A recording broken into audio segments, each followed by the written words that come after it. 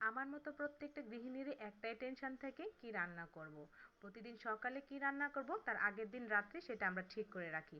তো আজকে আমার ফ্রিজে মাছ মাংস কোনোটাই ছিল না, তাই আজকে ভাবছি একটু অন্যরকম করে ডাল রান্না করব, যাতে ডাল দিয়ে পেট ভরে তৃপ্তি সহকারে ভাত খেতে পারে। যেহেতু রান্না করার মতো আজকে তেমন কিছুই নেই আর একটা পদেই রান্না করছি, তার জন্য একটু ভালোভাবে রান্না করি যেন একটা পদ দিয়ে তৃপ্তি সহকারে সবাই পেট ভরে খেতে পারে। তো প্রথমে আমি 250 গ্রামের ডাল খুব ভালো করে ধুয়ে আমি আধা ঘন্টার জন্য ভিজিয়ে রেখেছিলাম। এরপর ডালটাকে আমি একটা কড়াইয়ে দিয়ে বেশ কিছুটি আমি রসুনের কুচি, পেঁয়াজ কুচি, কাঁচামরিচ দিয়ে নিলাম। তারপর স্বাদ মতো লবণ, হাফ চামচ হলুদের গুঁড়া, হাফ চামচ ধনিয়া গুঁড়া, হাফ চামচ জিরার গুঁড়া দিয়ে নিলাম। বেশ কিছুটা সয়াবিন তেল দিয়ে হাত দিয়ে খুব ভালো করে মাখিয়ে নিতে হবে। মাখামাখির কাজটা একটু সময় নিয়ে করছি, যেহেতু এখানে কষাবো না, একবারে হাতে মাখিয়ে ডালটা রান্না করছি, তার জন্য খুব ভালো করে ডালটা মাখিয়ে নিচ্ছি। তো ডাল যখন ভালো করে মাখানো হয়ে যাবে তখন এখানে আমি পরিমাণ মতো পানি দিয়ে নেব। এখানে আর কোনো পানি ব্যবহার করব না, তা আগেই হচ্ছে পানিটা দিয়ে নিচ্ছি। পানি দিয়ে আবার একটু হাত দিয়ে নেড়েচেড়ে এখন ডাল চুলায় বসিয়ে দিলাম। তো বেশ কিছুক্ষণ রান্না করে নেওয়ার পর যখন ডালটা ফুটে উঠবে তখন আমি একটু ভালো করে নেড়ে চেড়ে দিব।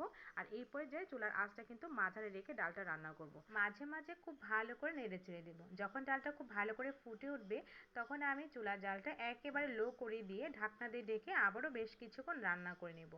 যখন ডালটা পুরোপুরি ফুটে উঠবে তখন ডালটা আমি আরেকটা চুলায় ট্রান্সফার করে নিচ্ছি। আর এদিকে একটা বাগারের ব্যবস্থা করে নিচ্ছি। বাগারের জন্য চুলায় আরেকটা প্যান বসিয়ে এখানে বেশ কিছুটা তেল গরম করে যে পেঁয়াজ রসুন কুচিটা বাকি ছিল সেগুলো এখন আমি ভেজে নেব। পেঁয়াজ রসুনটা ভাজা ভাজা হতে থাকুক আর এদিকে আমি 2টা ডিম আগে থেকে সেদ্ধ করে নিয়েছি। এখন ডিমগুলো একটা ছুরি দিয়ে পাতলা পাতলা করে কেটে নিচ্ছি।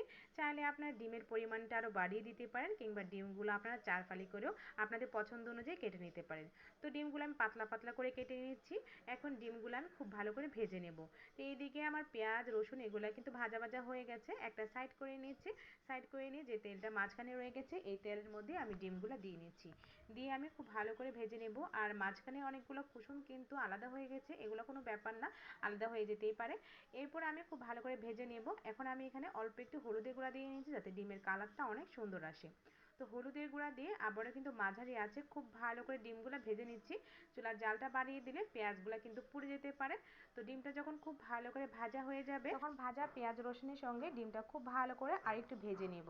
তারপর ডালে বাগারটা দিয়ে নিয়েছি। এদিকে ডালটা আমি আরেকটা চুলায় জাল করে নিয়েছিলাম। তো এখন ডালের সঙ্গে আমি খুব ভালো করে বাগারটা মিশিয়ে নিচ্ছি। এইভাবে ডাল ভুনা করলে আপনাকে কিন্তু আর কোনো পদ করার কোনো প্রয়োজন নেই। আর তৃপ্তি সহকারে পেট ভরে কিন্তু একটা পদ দিয়ে সবাই খেতে পারবে। আর এই ডাল দিয়ে কিন্তু আপনি চাইলে রুটি, পরোটা, সাদা ভাত, পোলাও সব কিছুর সাথে খেতে ভীষণই ভালো লাগবে। তো এই ডালটা কিন্তু আজকে অনেক বেশি মজা হয়েছিল। আপনারা ডালটা দেখে নিশ্চয়ই বুঝতে পারছেন। তো এইভাবে আপনারা একদিন ট্রাই করতে পারেন। আশা করছি আপনাদের ভালো লেগেছে। ভালো লাগলে প্লিজ একটা লাইক শেয়ার কমেন্ট করতে ভুলবেন না। সবাই ভালো থাকবেন। আল্লাহ হাফেজ।